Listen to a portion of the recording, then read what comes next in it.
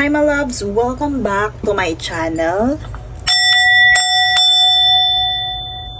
In this reading, we will going to channel some love energy situation and also message from your person kung ano yung gusto nilang sabihin sa'yo. And bago tayo mag-move forward, I would like to invite you to visit our shop. If you feel resonated with me, meron po kaming mga crafts na nandoon po sa ating shop. Ayan, one of the latest designs, our latest designs is this mga charms with Evil's Eye, and sets po siya with full drilled non-tarnish gold. Ayan, faceted gold. So visit our shop. Please click the link in our bio. Let's read the energy first.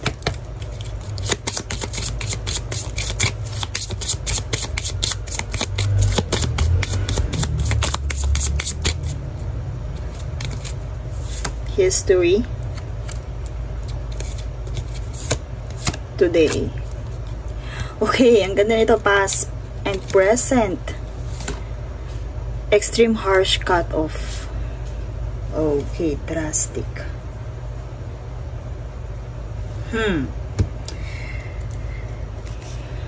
Okay, past happened. You are affected by your situation, or this love situation is affected by the past. And now is the moment. Ayan, malinaw na malinaw. Your angels and guides are telling you to disconnect or to cut off this connection. Bakit?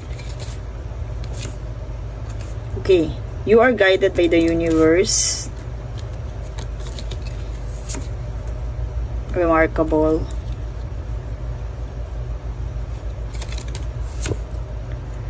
Challenges. Okay. So,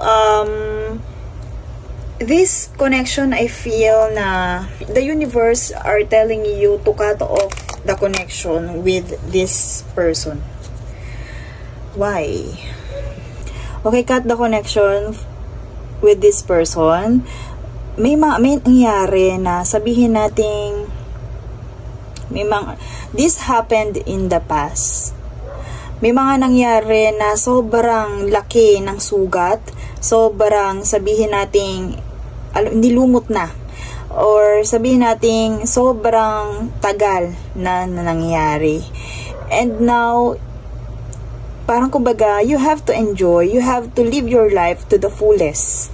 Maaaring my collectives are clinging doon sa nangyari sa past. Actually, ito yung nafe-feel kong vibe for my collectives, na most of my collectives ay naka-hold doon sa past. And your angels and guides are telling you na live your life to the fullest today. Kasi andito yung past happened and yung present. So, now is the time. Today is the time to extremely cut this connection off. Okay, they are telling you to cut this connection off today in order to live your life, to live your present moment. Kasi hindi na siya healthy sa'yo. Nagiging dry na yung pamumuhay mo dahil doon sa nangyari sa past. Hindi, you deserve this. Bloomed. And ito yung nangyayari sa'yo, ito yung nasa past, and masyado na siya nakaka-apekto. Hindi na maganda yung epekto nito sa'yo. Kaya your guides are telling you to cut this off. Tigilan mo na kung ano man yung iniisip mo, kung ano man yung nangyari sa past. Kalimutan mo na siya. Okay. Kalimutan mo na siya. Okay. I feel na my collectives is yung nagtatanim ng galit sa past. Nagtanim ng galit sa past. My collectives is may tanim na galit sa past. The anger is there. Na nagkokos sa kanya ng sabihin nating dull moment ng kanyang present. So you deserve to bloom again. And kalimutan mo na lahat na nangyari sa past. Because anumang galit mo sa taong to, you are guided. The universe is guiding you to this person. Ito, the universe is guiding you to this person. So, allow things or allow everything to take it natural course. I feel na napaka-challenging ng connection na to, na sobrang painful na nangyari sa past. To the point na halos, kumbaga, drain your soul is, kumbaga, nandun sa point na drain na. But the universe and your guides are telling you na part yun ng inyong connection. Part yun ng, sabihin natin, natural course ng inyong connection. And kung ano man yung anger na nararamdaman mo sa situation and even dun sa tao na yun, hindi maganda yung naidudulot nito sa yung present moment. Kaya your angels and guides are telling you na kalimutan mo na. I-let go mo na yung past na nangyari. Notice everything remarkable about your relationship para, kumbaga, balikan mo yung mga na-appreciate mo sa taong to para magbigay sigla ulit doon sa nararamdaman mo sa taong to. Maybe mahirap mag-forget, mahirap mag-forgive, pero ito yung time na kailangan mo na siyang patawarin, kailangan mo na patawarin yung past. And kung hindi mo yun magawa, gawin mong consideration yung mga remarkable na nangyari about your relationship, even na hindi kayo naging kayo, about this situationship, ano yung na-appreciate mo.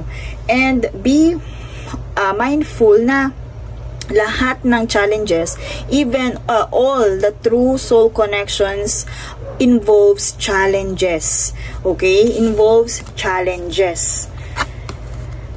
Ito ay, kumbaga, sabihin natin, natural course. Lalo na yung may mga true soul connections talaga, napakaraming pagsubok na pinagdadaanan. And that can be overcome together. Pero ito, collectives, kung ito, sabihin natin, ay ikaw lang yung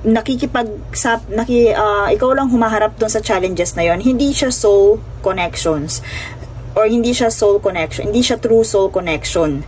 Kung ikaw lang yung involved, ikaw lang yung nahihirapan, pero kumbaga, your person, hindi naman niya masyado tong nakasakit siya, painful, nag-cause siya ng pain sa'yo, pero hindi mo nakikita na kasama mo siya, kinakaharap yung mga bagay-bagay. This is not worth to fight. Kumbaga, hindi yan yung true soul connections na tinutukoy dito ni universe. Okay, so let's see.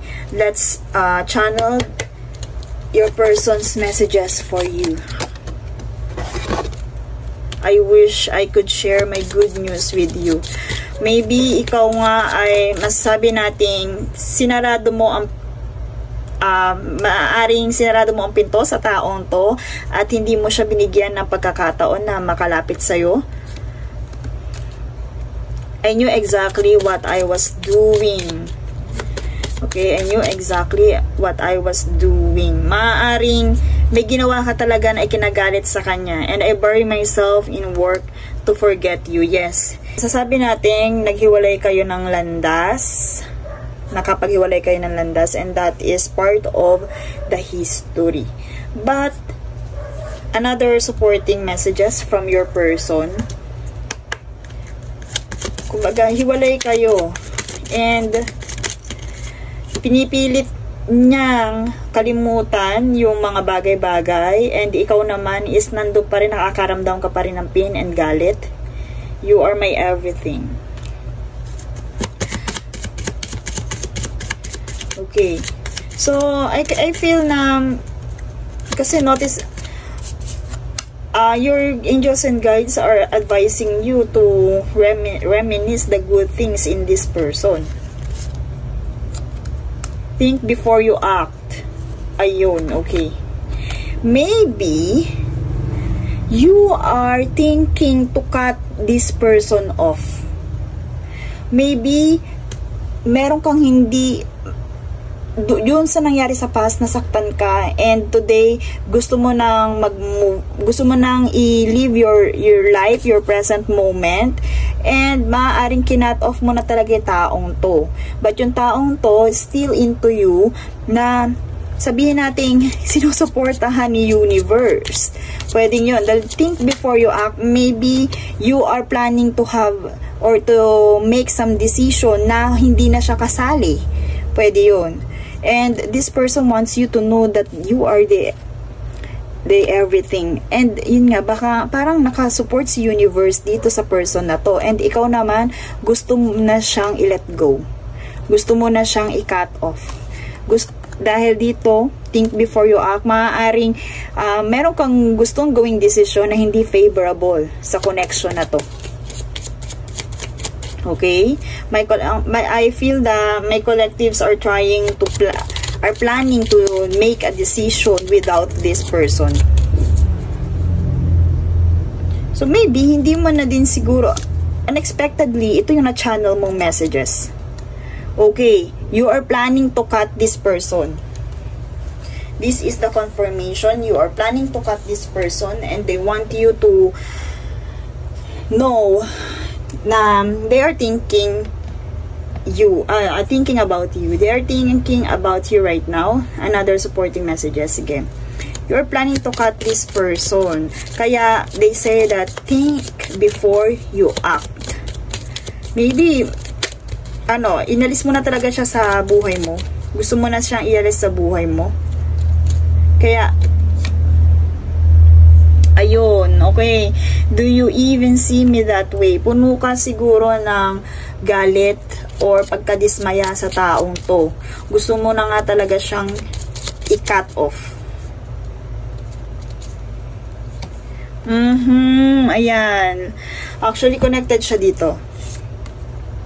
Connected siya dyan. Love is the answer. Mahal mo pa ba yung taong to? I think yes. Baka mahal mo pa talaga yung taong to. Kasi ito yung na-channel na messages from this love situation. But sa sobrang pagkadismaya mo at gusto mo na talagang mag-move on sa connection na to, you are planning something na kumbaga na hindi favorable dito sa person mo. That's why they are telling you to think before you act this decision. Okay. And I also feel na gusto mo na ulit mabuhay gusto mo na ulit mag-bloom. Okay. I channel the message, gusto mo na ulit mag-bloom. Gusto mo na ulit mag-bloom. And maybe you wanting to see someone. You wanting to see someone, gusto mo na may maka-appreciate ulit sa'yo. Pwedeng ganyan dali dito oh. They are reminding you to think before you act. Maaaring, once na ikinut off mo ni taong to, baka mawala na siya ng chance na makabalik sa'yo. Kaya, kumbaga, si universe pinapaalala din niya na lahat naman ng connections ay mayroong challenges. Parang favorable si universe dito sa person mo. Pero yun nga, kasi may nangyari na kumbaga parang hindi mo na kaya dito sa na to, lifeless. Unlike this flower na gusto mo na talagang i-living out. So yun, nakikita natin gusto ka pa rin ng taong to. Gusto niyang maging part pa rin. You are, the everything. Gusto niya kanyang makasama. Gusto niyang i-share sa'yo yung mga good news niya. But, sabihin natin meron kang boundaries. Or naglagay ka ng boundaries and kinut off mo yung taong to. Wala siyang access sa'yo right now. Yung taong to walang access sa'yo right now. Pero nagpaparamdam siya. And sabihin natin medyo na-hurt siya doon sa pagkawala ng access sa'yo. But always remind yourself, maybe hindi makakabuti sa'yo yung gagawin mong plan. And your angels and guides are reminding you na ito nga, lahat ay may challenges. Ma-overcome nyo yun ng situation na to kung kayong dalawa ang aharap doon. Okay, let's see the advice from your angels.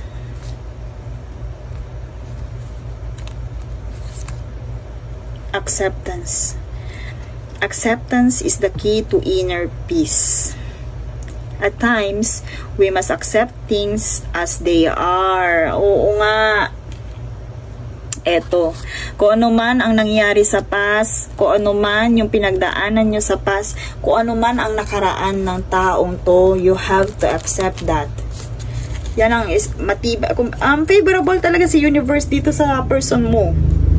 I feel na favorable si universe sa person mo, and ikaw, kumbaga, they are telling you to accept the history, the past, kung ano man ang nangyari sa past. So, at times, we must accept things as they are. There's no point trying to change what or which, that which is beyond our control. Nangyari na. Nangyari na. So, we must accept. You must accept kung ano man ang nangyari. And, maaaring sabihin natin, hindi na yun mababago eh. Pero, nandito pa rin yung taong to sa'yo. Kumbaga, into you pa rin yung taong to eh. And, sa nakikita natin, si universe ay nakasuporta sa kanya. Nakasuporta sa connection ninyo. Maybe, kahit anong cut off ang gawin mo.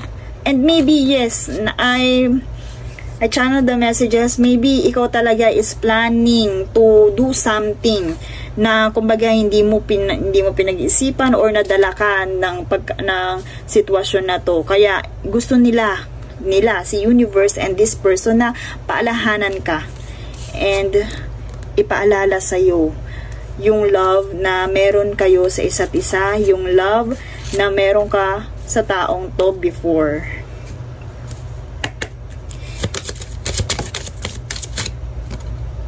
Oh, di ba? Reconciliation. Someone from your past is returning to you. So, kumbaga, ngayon pa lang ay iminumulot ka na ni universe na kung ano man ang nangyari sa past, forgive them. Kung ano man ang nangyari sa past, accept them as they are. Hindi mo na mababago yung past, pero kumbaga lahat yan ay part lamang. That is natural course and part lamang ng inyong connection. Part lamang.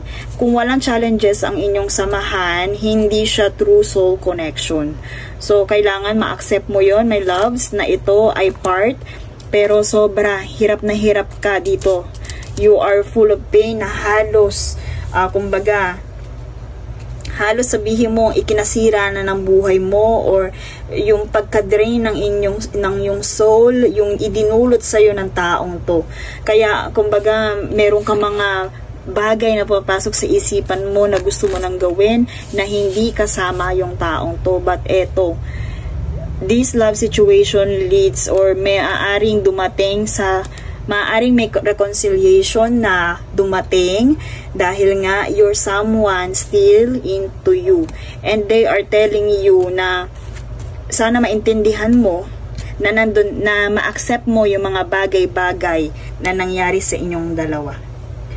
Okay, my loves, that's all for this reading. I am sending you lots of healing and light. See you in my next one.